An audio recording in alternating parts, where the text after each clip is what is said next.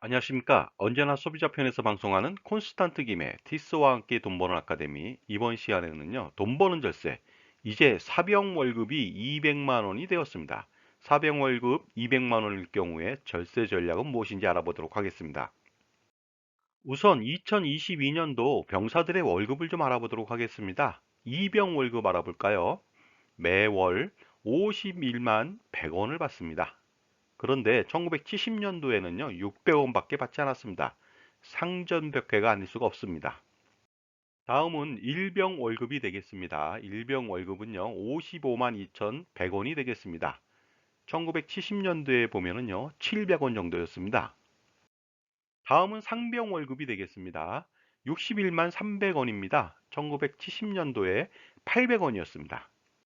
병장 월급도 알아볼까요? 병장 월급은요, 67만 6,100원입니다. 1970년도에는요, 900원밖에 되지 않았습니다. 제가 군대 생활할 때도요, 병장이 10,000원을 받지 못했습니다. 보통 이병이 6,000원대에서 병장은 9,000원대를 받았는데요. 자, 그렇다면요, 공익근무요원이라고 하는 사람, 원래 명칭은 사회복무요원이죠. 옛날로 말하면 이제 방위요원이라고 할 수 있는데요. 사회복무요원이 맞습니다. 이 사람들은 얼마를 받을까요? 알아보도록 하겠습니다. 1등급 소집일로부터 2개월 이내인 경우에는요, 71만 100원입니다. 2등급 3개월부터 8개월이요. 75만 2,100원이 되겠습니다. 3등급 9개월에서 14개월 차 81만 300원이고요. 4등급 15개월부터 소집 해제일까지인데요. 87만 6,100원이 되겠습니다. 왜 이렇게 많을까요? 그것은요, 교통비하고 중식대를 지급하기 때문에 그렇습니다. 교통비는요, 버스와 지하철 중 낮은 요금 2회분을 매일 지급하고요. 중식대는 7,000원 내외를 매일 지급하게 되겠습니다. 자, 그런데 이러한 병사 월급 체계에서 윤석열 당선인은요, 병사의 월급을 올리기로 했습니다. 공약을 내세웠는데요. 월 200만 원을 지급하기로 했죠. 거의 확정적인데요. 취임 즉시 적용하기로 했고요. 장병들에 대해서 일률적으로 적용하기로 했습니다. 예를 들어서 이병, 일병, 상병, 병장이 동일하다는 뜻이 되겠습니다. 그런데 중요한 것은요, 월 200만 원이 세후 수령액이 아니고요, 세전입니다. 따라서 세금을 부과하겠다는 뜻이 되겠습니다. 자, 그런데요, 사병의 월급은요, 비과세 소득 처리하고 있거든요. 소득세법 제12조 비과세 소득에 나와 있습니다. 자, 보시면요, 대통령령으로 정하는 복무 중인 병이 받는 급여라고 되겠습니다. 그래서 병이 받는 급여는 전부 다 비과세 소득이 되겠고요. 그 다음에 소득세법 시행령에 따르면 복무 중인 병의 범위라고 하는 것이 나와 있거든요. 복무 중인 병이라고 하는 것은요, 병역 의무를 수행하기 위해서 징집, 소집되거나 지원하여 복무 중인 사람으로서 병장 이하의 현역병이다. 그 다음에 지원하지 않는 임용된 하사까지 포함하고요. 의무경찰, 그 밖에 이에 준하는 사람을 통틀어서 비과세 소득 대상자라고 말씀드릴 수가 있을 것 같습니다. 그런데 만약에 병사들한테 지급하는 월급을 과세한다면 과연 세금은 어떻게 될까요? 알아보도록 하겠습니다. 총소득 2,400만 원이 되겠죠? 월 200만 원씩 받는다면요. 여기에 대해서 근로소득 공제를 해줍니다. 885만 원이 되겠습니다.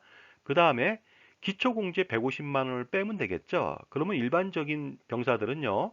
과세표준 1,365만 원이 나옵니다. 이것은요. 세율이 15%고요. 15%를 곱한 다음에 108만 원이라고 하는 누진공제를 빼주면 되겠습니다.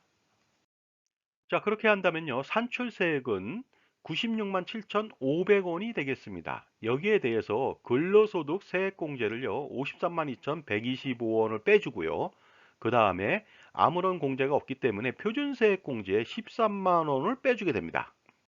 자, 그렇게 했을 때 결정세액 알아보도록 하겠습니다. 결정세액은요, 30만 5,375원이 되겠습니다. 여기에 지방소득세 10%까지 포함한다면요, 33만 5,912원, 단수는 빼고 33만 5,910원이 되겠습니다.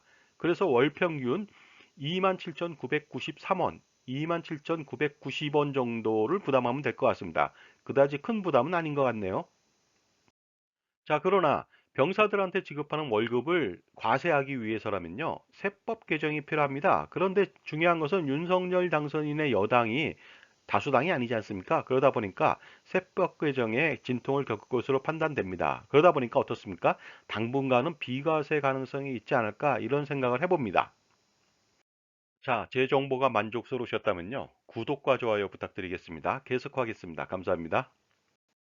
만약에 병사들한테 지급하는 급여에 대해서 과세를 한다 하더라도 연간 33만 5천 원 정도밖에 되지는 않습니다만은요. 만약에 절세를 한다면 어떻게 될까요? 예를 들어서요. 국민연금 보수월에 200만 원에 대해서 9% 18만 원, 연간 216만 원을 납부한다고 가정해 보도록 하겠습니다. 그렇게 된다면 공제를 받겠죠.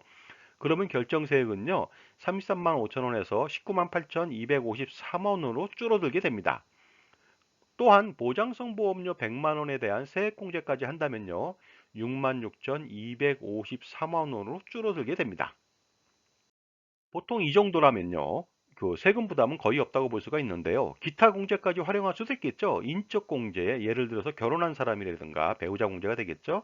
그 다음에 그 부모님을 모신다든가 이랬을 때 인적 공제를 할 수 있고요. 자녀 공제도 가능하겠죠. 그 다음에 의료비 공제, 신용카드 공제, 기부금 공제 같은 것을 통해서 완벽하게 세금을 내지 않을 수도 있습니다. 그 다음에 벤처기업의 투자소득공제도 있죠. 이런 경우에도 거의 뭐 세금을 내지 않을 수밖에 없겠죠. 따라서 병사들한테 지급하는 급여에 대해서 과세한다 하더라도 그다지 많은 세금을 내지 않을 것 같습니다. 하지만 또 여기에 대해서 절세 전략을 세운다면 거의 세금 부담은 없을 것으로 판단됩니다. 자, 그런데 병사 월급을 올린다. 이랬을 때 문제점이 발생할 수가 있습니다. 그것은 뭐냐면요. 일단 소득이 많다 보니까 국민연금 부과 대상이 될 수가 있죠. 이랬을 때 국민연금을 정부가 50% 보조해 줄 수 있을까? 아니면 자체적으로 임의 가입을 할까? 이런 문제가 있고요. 그 다음에 4대 보험 중에서 건강보험료 부과 문제도 있겠죠. 물론 미부가 할 수도 있을 것 같습니다. 그런데 중요한 것은요, 간부들의 급여를 인상하지 않을 수가 없을 것 같습니다. 왜냐하면요, 현행 하사 1호봉이요, 200만 원이 안 됩니다. 170만 원 정도고요. 중사 1호봉도 179만 원이고요. 그 다음에 상사 1호봉도 220만 원에 불과하거든요. 그러다 보니까 어떻습니까? 사병보다 겨우 많거나 적을 수밖에 없는 이런 구조가 되겠습니다.